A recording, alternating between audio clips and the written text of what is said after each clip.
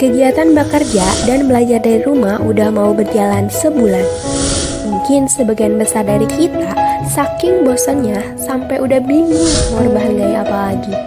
Tapi nyatanya masih banyak orang di luar sana yang bergantung sama pendapatan langsung dan tetap harus bekerja.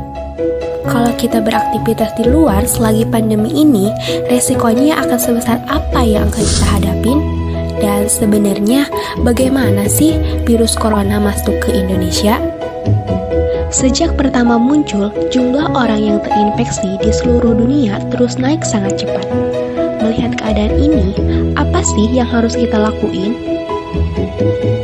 Video ini bisa jadi panduan untuk menjawab pertanyaan teman-teman semua.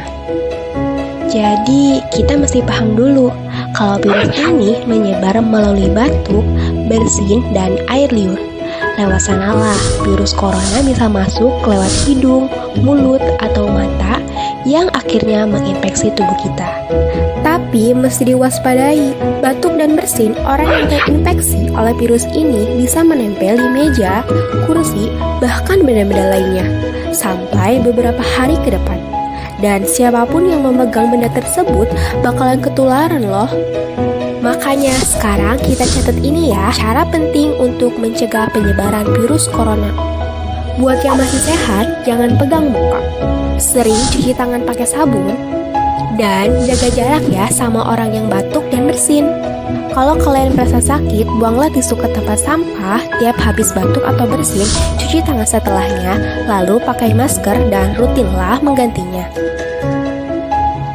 Dan terakhir, jangan tunggu parah untuk periksa ke dokter ya.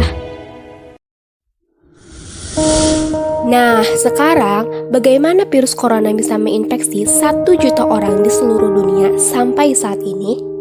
Tapi mungkin belum banyak kita tahu sebenarnya gimana sih virus ini menyerang tubuh kita, mengapa infeksi virus ini bisa mematikan?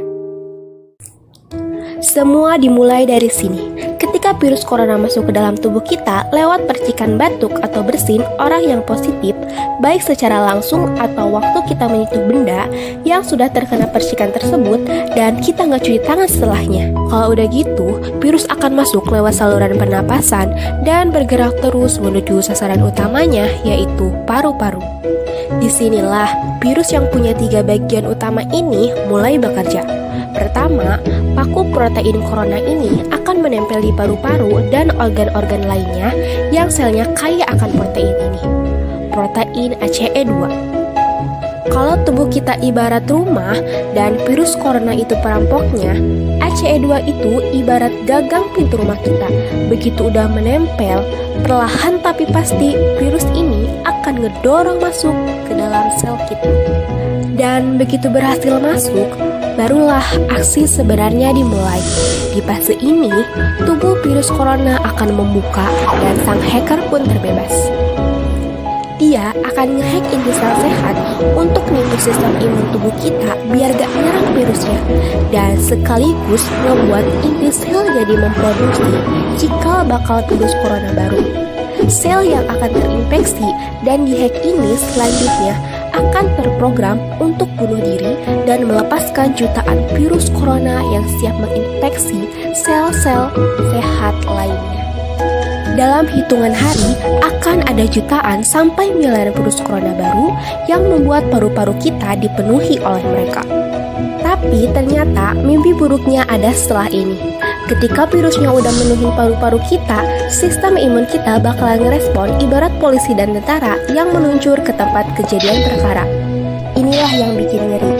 Di sini, virus corona jadi penipu ulung yang bisa ngakalin sistem imun kita. Mereka membuat sistem imun menyerang membabi buta, termasuk menyerang sel-sel sehat kita. Mereka jadi gak tahu mana kawan dan mana lawan. Dan perlahan-lahan jadi senjata makan tuan. Buat sebagian besar kasus, kejadian ini memang gak berlangsung lama. Karena kalau sistem imun kita kuat, mereka pun akan bisa menang dari segala taktik virus corona. Tapi terkadang tubuh kita sedang lemah dan kalau udah gitu, efeknya bisa parah. Pada kasus kritis, bakteri ini gak berhenti di sana. Mereka bisa masuk ke dalam aliran darah dan akhirnya menyerang ke seluruh tubuh. Kalau udah begini, bernapas aja bakalan susah banget, dan hidup kita ada di tahapan sangat kritis. Ya, mungkin dengar fakta-fakta barusan bikin kita takut dan khawatir.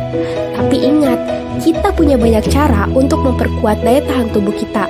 Makan makanan bergizi yang bukan lagi 4 sehat 5 sempurna, tapi ikutilah pedoman gizi seimbang yang bisa meningkatkan imun tubuh kita. Virus corona bisa parah kalau kita sakit. Kalau tubuh kita sehat, kita punya harapan untuk bertahan. Terima kasih.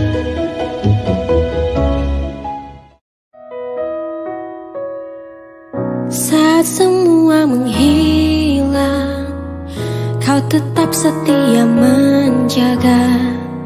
Kau berkorban tanpa suara demi senyum yang lain.